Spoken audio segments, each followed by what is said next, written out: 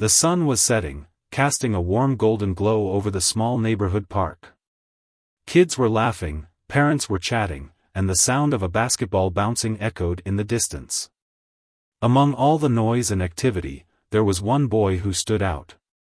He was about 10 years old, with messy hair and clothes that looked a little too big for him. He sat alone on a bench, watching the other kids play with their parents. His eyes lingered on a father and son tossing a football back and forth. The boy's face was calm, but if you looked closely, you could see a hint of sadness in his eyes. The boy stood up suddenly, as if he had made up his mind about something. He walked over to an empty spot near the swings and started pretending to throw an imaginary ball. He would toss it high into the air, run to catch it, and then cheer for himself as if someone was watching. To anyone passing by, it might have looked strange, but the boy didn't care. He was lost in his own world, a world where he had a dad who played with him, who cheered for him, who was proud of him. A man sitting on a nearby bench noticed the boy. He was in his late 30s, wearing a simple jacket and jeans. He had come to the park to clear his head after a long day at work. At first, he thought the boy was just playing a game, but something about the way the boy kept looking over at the other families made him curious. The man watched for a few minutes, his heart growing heavier with each passing moment. There was something about the boy's loneliness that struck a chord deep within him. Finally, the man stood up and walked over to the boy. "Hey there," he said gently, not wanting to startle him. The boy froze for a second, then turned around slowly. His eyes were wide, as if he wasn't used to strangers talking to him. "What are you playing?" the man asked, trying to sound casual. The boy hesitated, then shrugged. "Just throwing a ball," he mumbled, looking down at his feet. "Mind if I join you?" the man asked with a small smile. The boy looked up, surprised. No one had ever asked to join him before. He nodded shyly, and the man pretended to catch the imaginary ball the boy threw. They played like that for a while, the boy's face lighting up with each throw and catch. For the first time in a long time, he felt like he wasn't alone. As the sun dipped lower in the sky, the man sat down on the grass, and the boy sat beside him. "You're pretty good at this," the man said, trying to keep the conversation light. The boy smiled but didn't say anything. There was a silence between them, but it wasn't uncomfortable. It was the kind of silence that happens when two people are just enjoying each other's company. After a few minutes, the man decided to ask the question that had been on his mind. "Do you come here often?" he asked, looking at the boy. The boy nodded. "Yeah, I like it here. It's quiet." The man noticed the way the boy hesitated before saying the last word, as if he wasn't sure how to describe why he liked the park. "Do you come with your family?" the man asked carefully, not wanting to push too hard. The boy's face fell, and he looked down at the grass. "I don't have a family," he said quietly. The man's heart sank. He had suspected as much, but hearing it out loud made it feel more real. "I live in a foster home," the boy continued, his voice barely above a whisper. "I don't really have anyone to play with, so I come here and pretend." He shrugged, as if it was no big deal, but the man could see the pain in his eyes. The man didn't know what to say. He had always considered himself a kind person, but he had never been in a situation like this before. He wanted to help, but he didn't know how. "What's your name?" he asked finally, trying to keep the conversation going.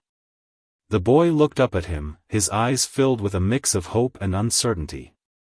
I'm just a kid," he said, avoiding the question. The man nodded, understanding that the boy wasn't ready to share too much. "Well, just a kid, it's nice to meet you," the man said with a smile. "I'm just a guy who likes to play catch." The boy smiled back, and for a moment, the weight of his loneliness seemed to lift. They sat there for a while longer, talking about nothing in particular. The man told the boy about his job, and the boy talked about his favorite things at the park. It was a simple conversation, but it meant the world to the boy. As the sky grew darker, the man realized it was getting late. "I should probably head home," he said, standing up. The boy's face fell, but he nodded. "Thanks for playing with me," he said quietly. The man hesitated, then reached into his pocket and pulled out a small piece of paper. He wrote down his phone number and handed it to the boy. "If you ever want to play catch again, just give me a call, okay?" he said.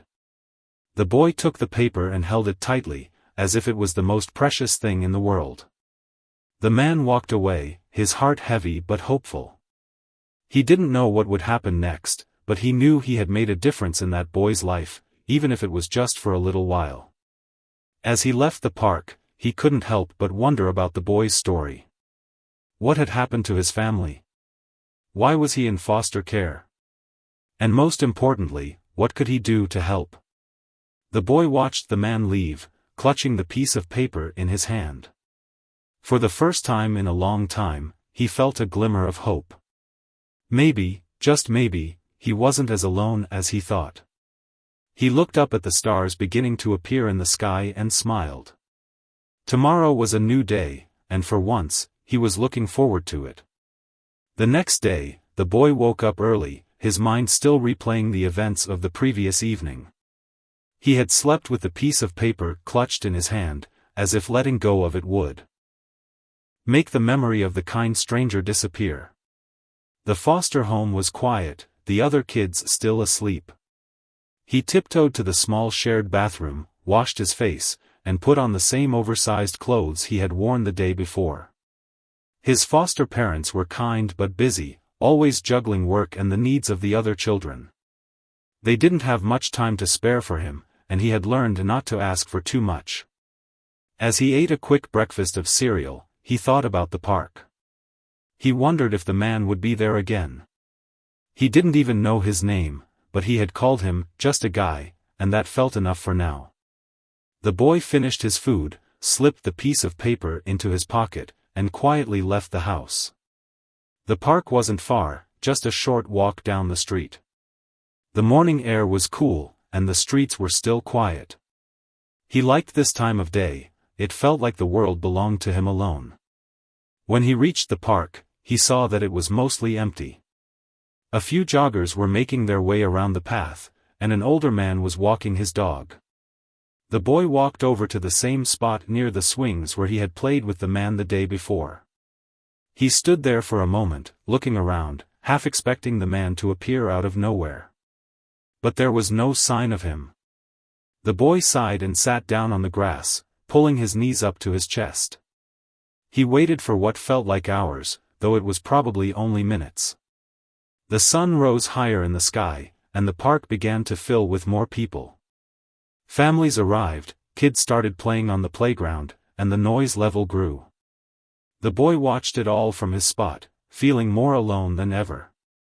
Maybe the man had just been being nice yesterday. Maybe he didn't really mean it when he said they could play catch again. The boy's heart sank as he thought about it. He had let himself hope, and now that hope was slipping away. Just as he was about to get up and leave, he heard a voice behind him. "Hey, just a kid." The boy turned around, and there he was, the man from yesterday. He was wearing a different jacket, but he had the same kind smile on his face. The boy's heart leaped, and he quickly stood up, trying to hide how relieved he was. "You came back," the boy said, his voice barely above a whisper. "Of course I did," the man replied. "I said I would, didn't I?" He held up a small bag. "I even brought a real ball this time. No more pretending." The boy's eyes lit up as the man pulled a bright red rubber ball out of the bag. It wasn't anything fancy, but to the boy, it was perfect. The man tossed it to him, and the boy caught it easily. They started playing catch, just like they had the day before, but this time it felt different. This time, it was real. As they played, the man asked the boy more questions, careful not to push too hard. He learned that the boy had been in foster care for a few years, moving from one home to another. He didn't talk much about his past, and the man didn't press him. Instead, they talked about simpler things: favorite foods, favorite games, favorite places in the park. The boy opened up more than he had the day before, and the man could see the walls around him slowly starting to come down. After a while, they took a break and sat on the grass. The man handed the boy a bottle of water, and they drank in silence for a few moments. Then the man said, "You know, you're a really good kid. You've got a lot of courage." The boy looked at him, surprised. "Courage? Why?" "Because," the man said, "it takes a lot of strength to keep going when things are tough. And you're doing it. You're here, you're playing, you're smiling. That's not easy." The boy didn't know what to say. No one had ever told him he was brave before. He looked down at the grass, feeling a lump form in his throat. He didn't want to cry, not in front of the man, but the words had touched something deep inside him. The man noticed the boy's reaction and quickly changed the subject. "So, what do you want to be when you grow up?" he asked. The boy thought for a moment. "I don't know," he said. "Maybe a teacher. Or a firefighter. Or, maybe someone who helps kids like me." The man smiled. "Those are all great choices. You could be anything you want to be." The boy looked up at him, his eyes filled with a mix of hope and doubt. "Do you really think so?" "I know so," the man said firmly. "You've got a good heart, and that's the most important thing. The rest will come." They sat there for a while longer, talking and laughing. The boy felt a warmth in his chest that he hadn't felt in a long time. It wasn't just the man's kindness, it was the feeling of being seen, of being valued. For the first time in what felt like forever, he didn't feel invisible. As the morning turned into afternoon, the man checked his watch and sighed.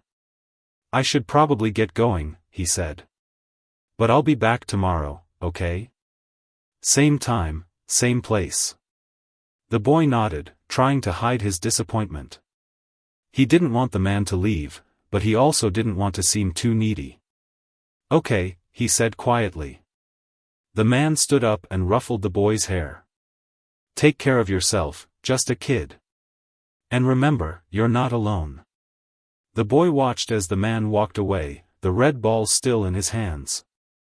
He held it tightly, as if it was a lifeline. For the first time in a long time, he felt like he had something to look forward to. The man had given him more than just a ball, he had given him hope. As he walked back to the foster home, the boy couldn't stop thinking about the man's words. "You're not alone." He repeated them to himself over and over, as if saying them out loud would make them more real. Maybe, just maybe, things were starting to change. Maybe he didn't have to be lonely anymore. When he got home, he hid the ball under his bed, along with the piece of paper with the man's phone number. He didn't want anyone to take them away from him. They were his treasures, his reminders that someone out there cared. That night, as he lay in bed, the boy thought about the next day. He wondered what they would talk about, what games they would play. He fell asleep with a smile on his face, dreaming of a future where he wasn't just a lonely foster kid, he was someone who mattered. The next morning, the boy woke up with a sense of excitement he hadn't felt in years. The sun was barely up, but he was already dressed and ready to go. He quietly slipped out of the house, making sure not to wake the other kids. The streets were still quiet, the air crisp and cool. He walked quickly to the park, his heart pounding with anticipation. Would the man be there again? Or had yesterday just been a one-time thing? When he reached the park, he saw the man sitting on the same bench as the day before, sipping from a coffee cup. The boy's heart leaped, and he ran over, trying to act casual but failing miserably. The man looked up and smiled when he saw him. "Morning, just a kid," he said. "You're up early." The boy shrugged, trying to hide his excitement. "Couldn't sleep," he said, which wasn't entirely a lie.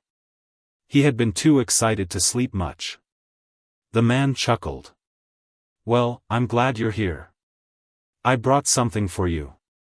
He reached into his bag and pulled out a small, wrapped package. The boy's eyes widened as he took it. He carefully unwrapped it, revealing a brand new baseball glove. It was brown and slightly worn, as if it had been used before, but to the boy, it was the most beautiful thing he had ever seen. This is for me?" he asked, his voice trembling. The man nodded. "I thought it might come in handy. You can't play catch properly without a glove, right?" The boy didn't know what to say. He had never owned anything like this before. He slipped the glove onto his hand, marveling at how perfectly it fit. "Thank you," he whispered, his eyes shining with gratitude. The man smiled. "You're welcome. Now, let's see how good you are with that thing." They spent the next hour playing catch, the boy getting used to the feel of the glove. At first, he fumbled a few times, but soon he was catching the ball with ease. The man cheered him on, making him feel like a star. For the first time in his life, the boy felt like he was good at something.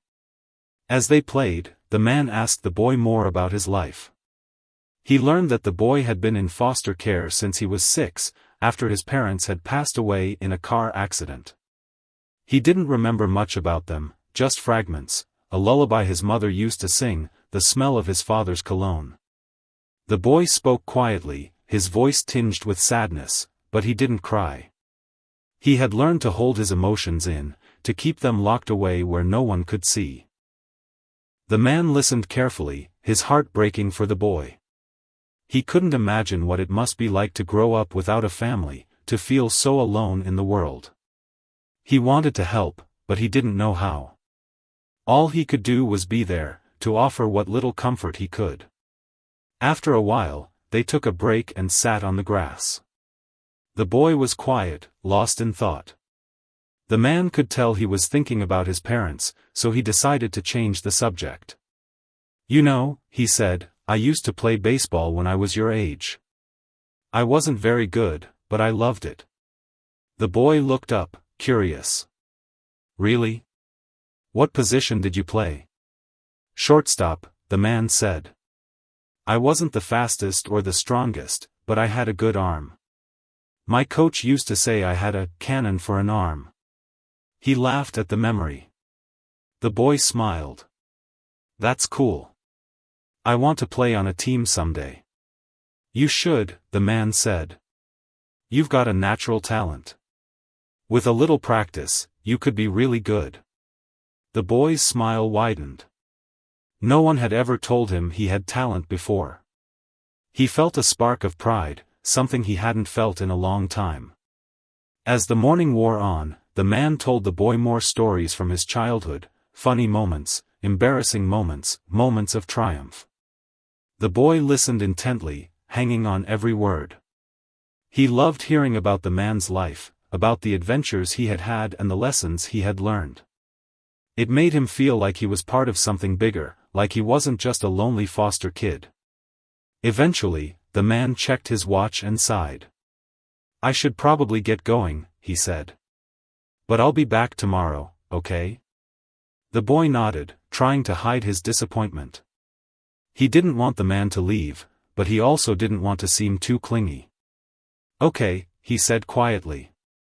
The man stood up and ruffled the boy's hair. "Take care of yourself, just a kid. And remember, you're not alone." The boy watched as the man walked away, the new glove still on his hand. He held it tightly, as if it was a lifeline. For the first time in a long time, he felt like he had something to look forward to. The man had given him more than just a glove, he had given him hope. As he walked back to the foster home, the boy couldn't stop thinking about the man's words. "You're not alone." He repeated them to himself over and over, as if saying them out loud would make them more real. Maybe, just maybe, things were starting to change. Maybe he didn't have to be lonely anymore. When he got home, he hid the glove under his bed, along with the ball and the piece of paper with the man's phone number. He didn't want anyone to take them away from him. They were his treasures, his reminders that someone out there cared. That night, as he lay in bed, the boy thought about the next day. He wondered what they would talk about, what games they would play. He fell asleep with a smile on his face, dreaming of a future where he wasn't just a lonely foster kid, he was someone who mattered. The days began to blur together in the best possible way for the boy. Every morning, he would wake up early, slip out of the foster home, and head to the park. And every morning, the man would be there waiting for him, always with a smile and something new to share, a story, a snack, or sometimes just a quiet moment of companionship. The boy had started to look forward to these mornings more than anything else in his life. For the first time in years, he felt like he had something to live for. One morning, as they sat on the grass after playing catch, the man turned to the boy with a thoughtful expression. "You know," he said, "I've been thinking. You're really good at this. Have you ever thought about joining a little league team or something?" The boy looked down at his glove, running his fingers over the worn leather. "I don't know," he said quietly. "I don't think I'd be any good on a real team." The man raised an eyebrow. "Are you kidding? You've got a natural talent. With a little practice, you could be one of the best players out there." The boy shrugged, but the man's words lingered in his mind. He had never thought of himself as talented before. To him, playing catch was just something fun to do, a way to pass the time. But the man made it sound like it could be more than that, like it could be a way to belong. "I don't even know how to join a team," the boy admitted after a moment. The man smiled. "Well, lucky for you, I happen to know a guy who coaches a local little league team. I could talk to him if you want." The boy's eyes widened. "Really? You'd do that?" "Of course," the man said. "But only if you're interested. No pressure." The boy thought about it for a moment. The idea of being on a team, of having teammates and a coach, was both exciting and terrifying. What if he wasn't good enough? What if the other kids didn't like him? But then he looked at the man's encouraging smile and felt a spark of courage. "Okay," he said. "I'll try it." The man's smile widened. "That's the spirit. I'll talk to the coach and let you know what he says." The boy nodded, feeling a mix of excitement and nervousness. He had never been part of anything like this before. The closest he had come was watching other kids play sports from the sidelines, always feeling like an outsider. But now, for the first time, he felt like he might actually belong. The next morning, the man had news. "I talked to the coach," he said as soon as the boy arrived at the park. "He said you can come to practice this weekend and see how it goes." The boy's heart raced. "Really? What do I have to do?" "Just show up and do your best," the man said. "The coach is a good guy. He'll help you figure things out." The boy nodded, trying to calm his nerves. "What if I mess up?" The man put a hand on his shoulder. "Everyone messes up. That's how you learn. The important thing is to keep trying." The boy took a deep breath and nodded again. He trusted the man, and if the man believed in him, maybe he could believe in himself too. That weekend, the boy went to his first Little League practice. The man came with him, staying on the sidelines to offer encouragement. The coach was friendly and welcoming, introducing the boy to the other kids and explaining the basics of the game. At first, the boy felt out of place, unsure of what to do or where to stand. But as the practice went on, he started to relax. He wasn't the best player on the field, but he wasn't the worst either. And when he made his first catch during a drill, the other kids cheered, making him feel like he was part of the team. After practice, the coach came over to talk to him.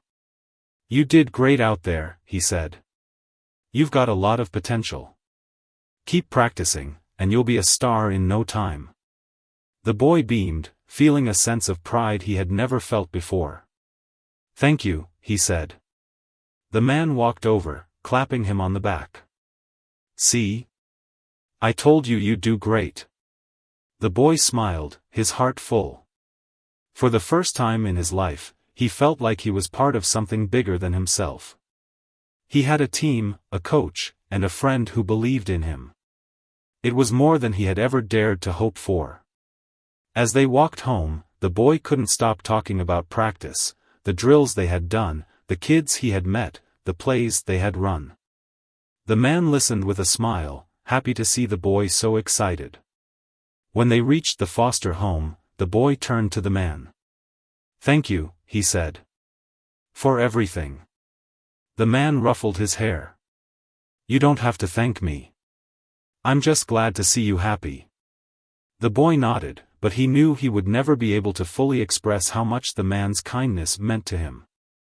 For the first time in his life, he felt like he had a future, like he wasn't just a lonely foster kid, he was someone who mattered. That night, as he lay in bed, the boy thought about the next practice. He couldn't wait to get back on the field, to keep improving, to keep proving himself. He fell asleep with a smile on his face, dreaming of a future where he wasn't just a player on a team, he was a star. The boy's life began to change in ways he had never imagined. Joining the Little League team gave him a sense of purpose and belonging that he had never experienced before. The other kids on the team were friendly, and the coach was patient and encouraging. The boy still had moments of self-doubt, but every time he made a good play or received a word of praise, his confidence grew a little more. He was no longer just the lonely foster kid who sat on the sidelines, he was part of a team, and that meant everything to him. The man continued to come to the park every morning, and their routine remained the same. They would play catch, talk, and sometimes just sit in comfortable silence. But there was a new energy between them now. A shared excitement about the boy's progress on the team.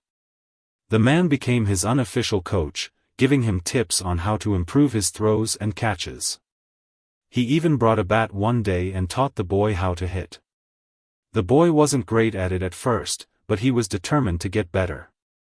One morning, as they practiced hitting, the man noticed the boy was quieter than usual. He wasn't laughing as much, and his swings were less enthusiastic. The man stopped the practice and sat down on the grass, patting the spot next to him. The boy sat down, staring at the ground.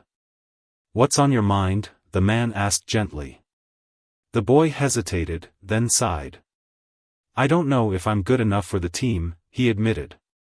"The other kids are so much better than me. What if I mess up during a game and let everyone down?" The man nodded, understanding. "It's normal to feel that way," he said. "But you're not giving yourself enough credit. You've come a long way in a short time. The other kids have been playing for years, and you're already keeping up with them. That's something to be proud of." The boy looked up, his eyes filled with doubt. "But what if I'm not good enough?" The man put a hand on his shoulder. "Being good enough isn't about being perfect. It's about trying your best and not giving up. And that's something you're really good at." The boy thought about that for a moment. He had never thought of himself as someone who didn't give up. He had always just kept going because he didn't know what else to do. But maybe that was a kind of strength. "You know," the man continued, "when I was your age, I was scared of failing too. I thought if I wasn't the best, then I wasn't good enough. But I learned that it's not about being the best, it's about being your best. And that's something no one can take away from you." The boy nodded slowly, letting the man's words sink in.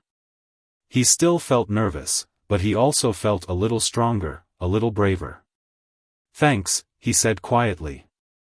The man smiled. "Anytime. Now, let's get back to practicing. You've got a game coming up, and I want to see you hit a home run." The boy laughed, the tension easing from his shoulders. They spent the rest of the morning practicing, the boy's swings growing more confident with each try. By the time they were done, he was smiling again, his doubts pushed to the back of his mind. The day of the first game arrived, and the boy was a bundle of nerves. He woke up early, his stomach churning with anxiety. He put on his uniform, which the coach had given him, and looked at himself in the mirror. He barely recognized the boy staring back at him. He looked like a real player, someone who belonged on a team. But he still didn't feel like one. The man met him at the park and walked with him to the field. "You're going to do great," he said as they approached the bleachers. "Just remember what we practiced, and don't forget to have fun." The boy nodded, but his hands were shaking. The man noticed and knelt down to his level.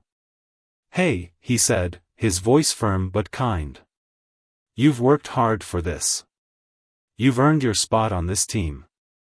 No matter what happens out there, I'm proud of you." The boy took a deep breath and nodded again. "Okay," he said, his voice steadying. The game started, and the boy's nerves slowly faded as he got into the rhythm of the game. He didn't make any big plays, but he didn't make any big mistakes either. He caught a few balls, made a couple of good throws, and even got a hit when it was his turn at bat. The other kids cheered him on, and the coach gave him a thumbs up from the sidelines. When the game ended, the boys' team had lost, but he didn't feel defeated. He had played his best, and that was enough. As he walked off the field, the man was waiting for him with a big smile. "You were amazing out there," he said. "I told you you could do it." The boy grinned, his heart swelling with pride. "Thanks," he said. "I couldn't have done it without you." The man shook his head. "This was all you. I just gave you a little push." As they walked home, the boy felt a sense of accomplishment he had never felt before. He had faced his fears and come out stronger on the other side. He knew there would be more games, more challenges, but he also knew he could handle them. He wasn't just a lonely foster kid anymore, he was a player, a teammate, someone who mattered. That night, as he lay in bed, the boy thought about the game. He replayed every moment in his mind, savoring the feeling of being part of something bigger than himself. He fell asleep with a smile on his face, dreaming of the next game and the next victory. The boy's confidence grew with each passing week. He attended every practice, worked hard, and slowly but surely became a valued member of the team. The other kids started to see him not just as the new kid, but as a teammate who could be relied on. He wasn't the star player, but he was consistent, and that mattered. The coach often praised his determination, and the boy soaked up every word of encouragement. The man continued to be a constant presence in his life. He came to every game, cheering loudly from the stands, and still met the boy at the park in the mornings. Their bond deepened, and the boy began to see the man as more than just a friend. He was like the father he had always wished for. The man never pushed for anything more, never tried to replace what the boy had lost, but his steady presence filled a void the boy hadn't even realized was there.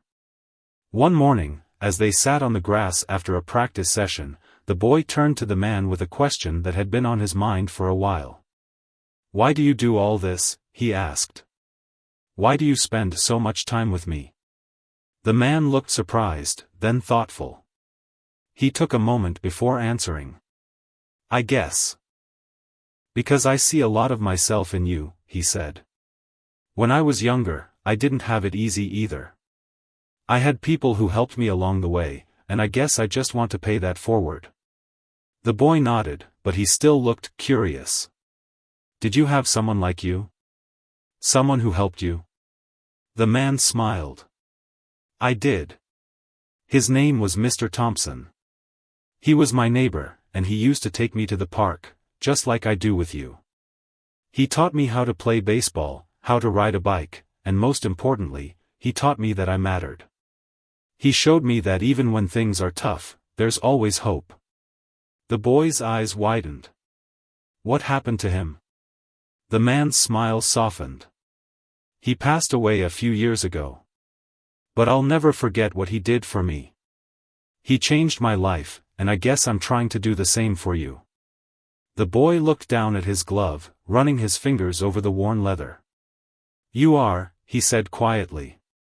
"You've changed my life too." The man reached over and ruffled the boy's hair. You're a good kid.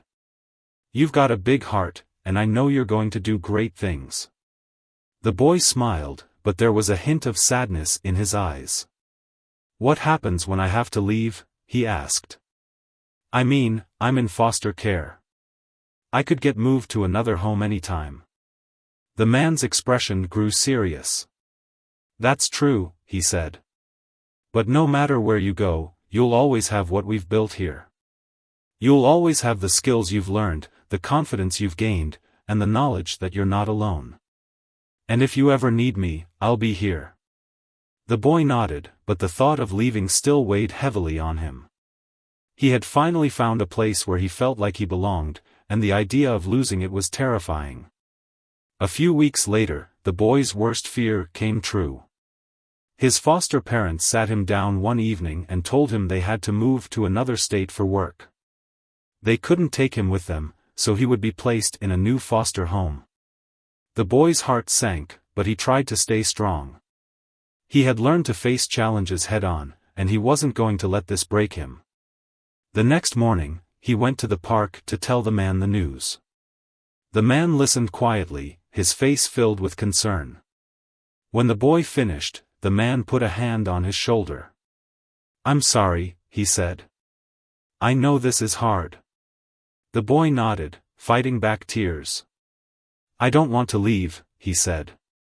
"I don't want to lose everything I've worked for."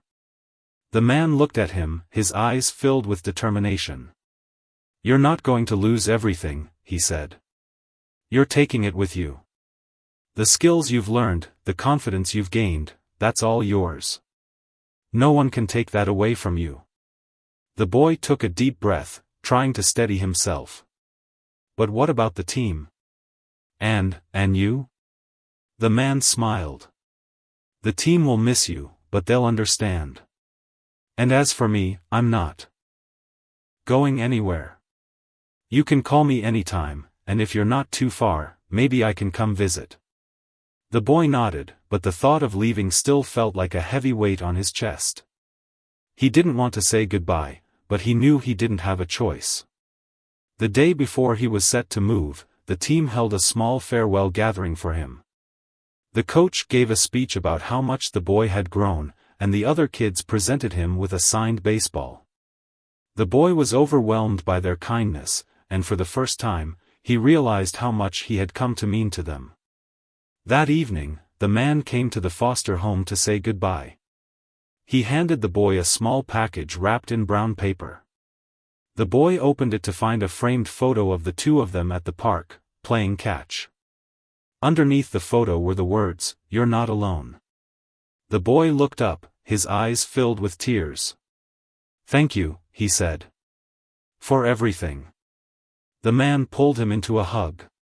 "You're going to be okay," he said. "You're stronger than you think." The boy nodded, holding on to the man tightly. He didn't want to let go, but he knew he had to. When they finally pulled apart, the man handed him a piece of paper with his phone number. "Call me anytime," he said. "I mean it." The boy took the paper and held it tightly. "I will," he promised. As he lay in bed that night, the boy thought about everything he had gained, the friendships, the skills, the confidence. He knew the road ahead wouldn't be easy, but he also knew he wasn't alone. He had the man's words, his encouragement, and the knowledge that he mattered. The next morning, as he packed his few belongings, the boy felt a sense of hope. He didn't know what the future held, but he knew he had the strength to face it. He wasn't just a lonely foster kid anymore, he was someone who mattered, someone who had made a difference. As he left the foster home, he took one last look at the park in the distance. He knew he would miss it, but he also knew it would always be a part of him. He had found hope there, and no matter where he went, he would carry that hope with him. The boy's new foster home was in a small town a few hours away. It was quieter than the city he had come from, with wide-open fields and a slower pace of life. The family he was placed with seemed kind, but they were older and kept to themselves. They didn't have any other children, and the house felt too big, too empty. The boy missed the noise and chaos of his old foster home, the camaraderie of his teammates, and most of all, he missed the man. The first few days were hard. The boy felt like a stranger in a strange place, unsure of where he fit in. He kept the framed photo the man had given him on the nightstand by his bed, and every night before he went to sleep, he would look at it and remind himself of the man's words, "You're not alone." One evening, after dinner, the boy mustered up the courage to ask his new foster parents if he could join a local sports team. They seemed surprised but agreed to look into it. The next day, they found a little league team in the nearby town and signed him up. The boy felt a flicker of hope. Maybe this was his chance to start over, to find a new sense of belonging. The first practice was nerve-wracking. The boy walked onto the field, his glove in hand, and felt like the new kid all over again. The coach introduced him to the team, and the other kids nodded politely, but no one went out of their way to talk to him. The boy tried to push aside his disappointment and focus on the game. He knew he had to prove himself, just like he had done before. As the practice went on, the boy's skills began to shine. He made a few good catches and even hit a solid line drive during batting practice. The coach noticed and gave him a nod of approval. By the end of the session, a few of the kids started to warm up to him, asking where he had learned to play. The boy told them about his old team and the man who had taught him so much. They seemed impressed, and for the first time since moving, the boy felt like he might actually fit in. That night, he called the man. He hadn't spoken to him since leaving, and he was nervous about how the conversation would go. But as soon as he heard the man's voice, all his worries melted away. "Hey, just a kid," the man said, his tone warm and familiar. "How's it going?" The boy smiled, clutching the phone tightly. "It's going okay," he said. "I joined a new team today." "That's great," the man said. "How was it?" The boy told him about the practice, about the kids, and about how much he missed their mornings at the park. The man listened patiently, offering words of encouragement and advice. By the end of the call, the boy felt like a weight had been lifted off his shoulders. He wasn't alone. The man was still there, still rooting for him. Over the next few weeks, the boy settled into his new routine. He went to school, attended practices, and slowly started to make friends. He still missed his old life, but he was beginning to see that he could build something new here too. He called the man regularly, updating him on his progress and sharing his struggles.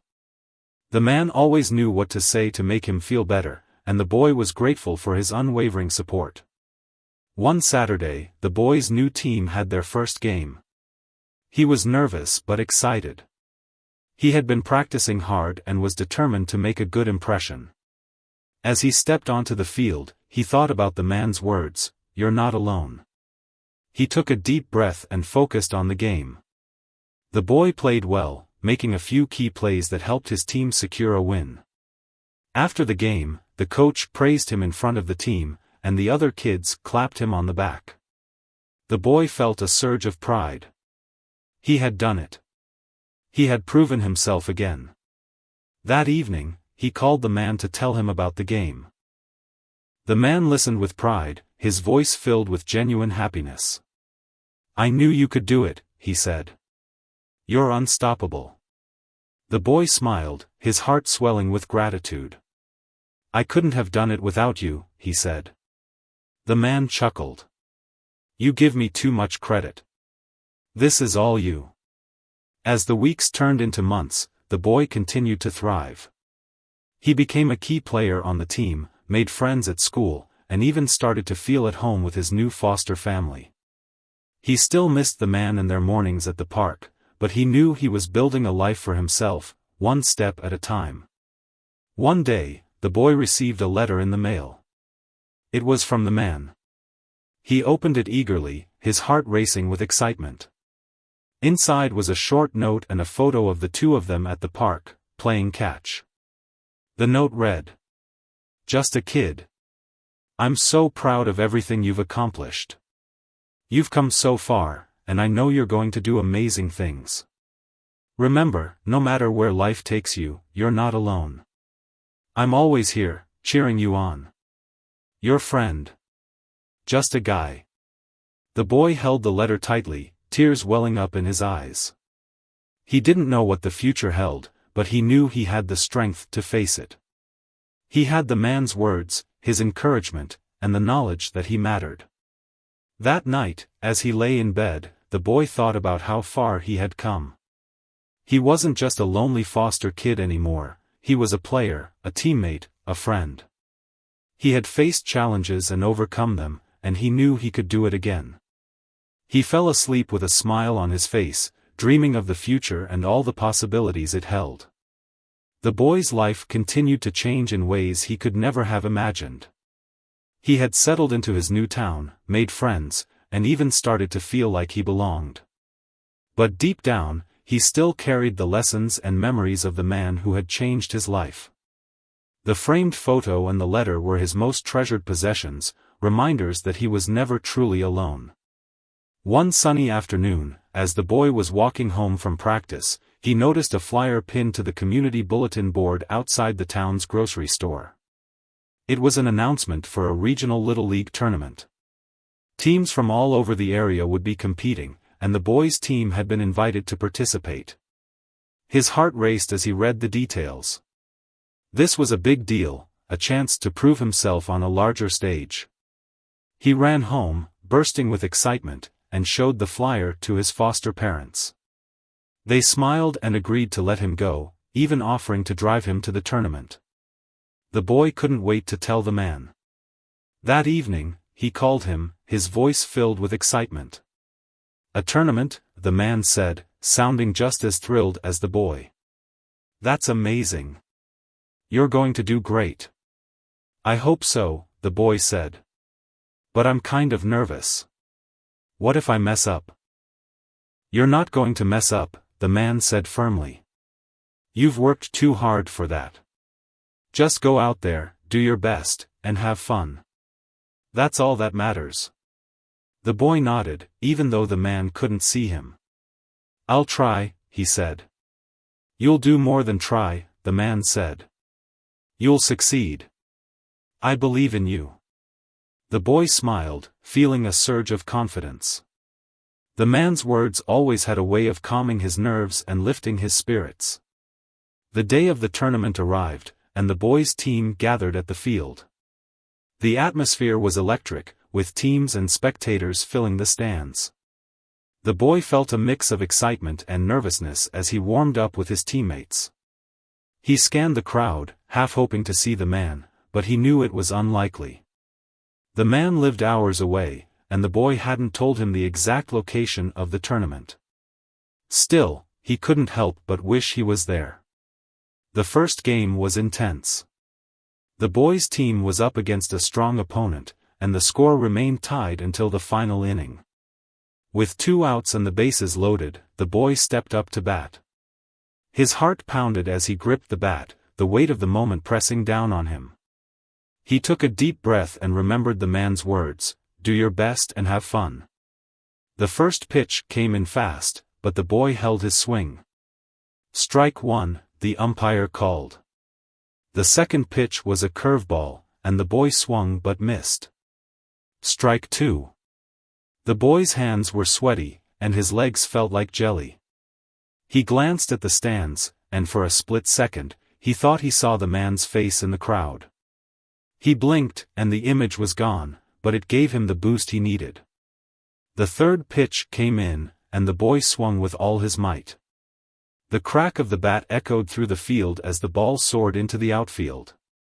The boy dropped the bat and ran, his heart racing as he rounded the bases. By the time he reached home plate, the crowd was on its feet, cheering. He had hit a grand slam, securing the win for his team. The boy's teammates mobbed him, slapping him on the back and shouting his name. He felt a rush of pride and joy unlike anything he had ever experienced. As he caught his breath, he scanned the crowd again, hoping to see the man. But there was no sign of him. The rest of the tournament went by in a blur. The boys' team made it to the finals, and though they didn't win the championship, they played their hearts out. The boy was proud of what they had accomplished, and he knew he had given it his all. As the team packed up to leave, the boy's foster parents approached him with smiles on their faces. "We're so proud of you," they said. "You were amazing out there." The boy thanked them, but his mind was elsewhere. He couldn't shake the feeling that the man had been there, watching him. He knew it was probably just his imagination, but it had felt so real. When they got home, the boy went straight to his room and called the man. He answered on the first ring. "Hey, just a kid," the man said. "How'd it go?" The boy told him everything, the Grand Slam, the finals, the way the crowd had cheered. The man listened with pride, his voice filled with genuine happiness. "I knew you could do it," he said. "You're unstoppable." The boy smiled, but there was something he had to ask. "Were you there?" he said. "At the tournament?" There was a pause on the other end of the line. "No," the man said. "I couldn't make it. But I was there in spirit, cheering you on." The boy nodded, feeling a mix of disappointment and gratitude. "I thought I saw you," he said. "In the crowd." The man chuckled. "Maybe you did. Maybe I was there in your heart, where it matters most." The boy smiled, his eyes filling with tears. "Thank you," he said. "For everything." "You don't have to thank me," the man said. "You did this. You're the one who put in the work, who never gave up. I'm just proud to know you." The boy hung up the phone and sat on his bed, holding the framed photo the man had given him. He thought about how far he had come, from the lonely boy at the park to the confident player he was now. He knew he still had challenges ahead, but he also knew he had the strength to face them. That night, as he lay in bed, the boy thought about the future. He wasn't just a lonely foster kid anymore, he was a player, a teammate, a friend. He had faced challenges and overcome them, and he knew he could do it again. He fell asleep with a smile on his face, dreaming of the future and all the possibilities it held. And in his heart, he carried the man's words, a reminder that he was never alone.